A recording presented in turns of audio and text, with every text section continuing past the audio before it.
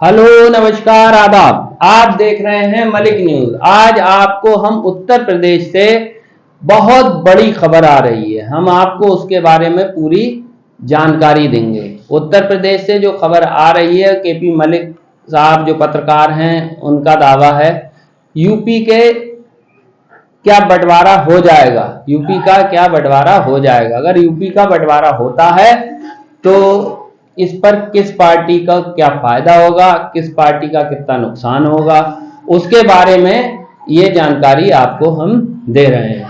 अगर उत्तर प्रदेश को 4 भागों में बांट दिया जाता है, तो जैसे पश्चिमी उत्तर प्रदेश है, बुंदेलखंड है, अवध है और पूर्वांचल, तो उसमें भारतीय जनता पार्टी जो परेशान है। अगर आज चुनाव हो जाए उत्तर प्रदेश में तो समाजवादी पार्टी सरकार बनाती हुई दिख रही है, जो पूर्ण बहुमत प्राप्त कर लेगी। भारतीय जनता पार्टी अगर चुनाव होता तो 100 सीटों पर सिमट जाएगी। आज की स्थिति है ये। जैसे समाजवादी पार्टी ने अभी लोकसभा का जो चुनाव 2024 में लड़ा था, उसमें बहुत अच्छा प्रदर्शन किया था, आपने देखा था। उसमें समाजवादी पार्टी 37 सीटें और उसके गठबंधन में कांग्रेस पार्टी 6 सीटें जीती थी। इस तरीके से अगर उत्तर प्रदेश को 4 भागों में बांट दिया जाएगा तो योगी जी का भी इलाज हो जाएगा और गुजरात लाबी को जो फायदा होगा, जैसे 80 लोकसभा का क्षेत्र है ये, तो 80 लोकसभा में से 20 सांसद वाला प्रदेश के मुख्यमंत्री रह जाएंगे 4 जगह बांटने के बाद।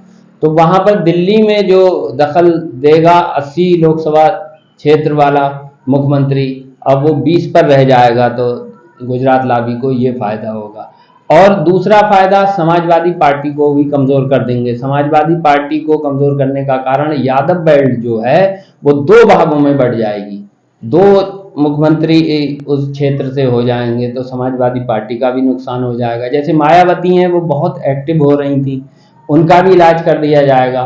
कुल मिलाकर एक तीर से 2 निशाने हो जाएंगे। और समाजवादी पार्टी को कमजोर करने के साथ दिल्ली में जो गुजरात लाबी है, उनका मकसद ये है कि अगर समाजवादी पार्टी यहाँ पर सरकार बनाती है, तो अगर 4 प्रदेश हो जाते हैं तो उसमें अगर भारतीय जनता पार्टी 4 में से 2 जगह ही अपना मुख्यमंत्री बना लेगी। अगर अगर अब चुनाव अगर पूरा उत्तर प्रदेश होता है तो वहां से अगर सरकार भारतीय जनता पार्टी की चली जाएगी तो दिल्ली सरकार पर बहुत बड़ा फर्क पड़ेगा। यानी कि 80 लोकसभा क्षेत्र आते हैं, उसके बाद और ये 20-20, 15-15 या 25 लोकसभा क्षेत्र के मुख्यमंत्री हो जाएंगे, तो उसमें भारतीय जनता पार्टी को दोनों तरफ से फायदा होगा। इसमें मायावती का भी नुकसान है, समाजवादी पार्टी का भी नुकसान है। तो इसे देखते हुए भारतीय जनता पार्टी इस पर गंभीरता से विचार कर रही है।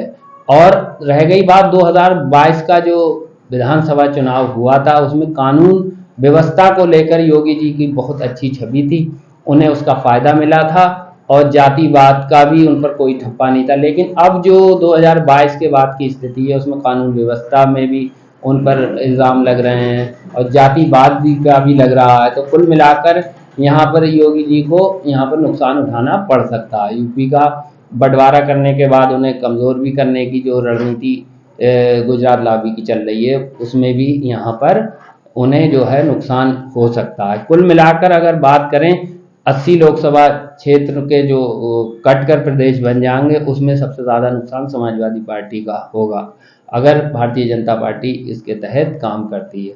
कुल मिलाकर अभी भारतीय जनता पार्टी के राष्ट्रीय अध्यक्ष की भी घोषणा नहीं हुई है, उसमें भी काफ़ी टाइम लग रहा है, बहुत टाइम से ये भी टलता जा रहा है। लेकिन इस वक्त अगर चुनाव हो जाए तो समाजवादी पार्टी सरकार बनाती दिख रही है और भारतीय जनता पार्टी को नुकसान होता दिखाई दे रहा है।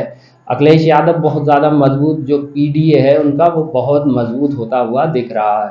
अब केपी मलिक साहब जो कह रहे हैं, देखना इसमें आगे क्या होता है, क्या उत्तर प्रदेश का बंटवारा होता है या नहीं होता है। जय हिंद, जय समाजवाद।